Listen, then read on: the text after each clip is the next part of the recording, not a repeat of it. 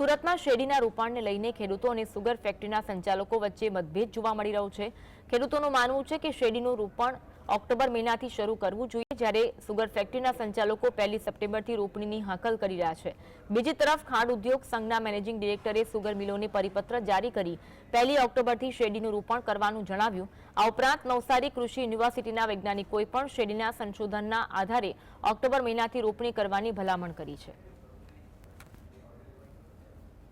सहकारी प्रवृत्तिना कारखानाओने कारणे खास करीने दक्षिण गुजरातनो खेडूत શેરડીની ખેતીને મજબૂત થયો છે। પણ જે રીતે છેલ્લા 50 વર્ષથી જે રીતે સતત શેરડીની ખેતી થઈ રહી છે અને પેટર્ન પણ જે રીતે બદલાઈ છે અને ખાસ કરીને છેલ્લા 10 વર્ષથી સપ્ટેમ્બરમાં વાવેતર કરવાની જે રીતની ભલામણો થઈ રહી છે અને ખાસ કરીને જે રીતે સુગર ફેક્ટરીઓ જે સપ્ટેમ્બરમાં વાવેતર આપી રહી છે અને અનુસંધાનમાં ખેડૂતો વહેલી વાવણીને કારણે વહેલી કાપણીની નીતિને કારણે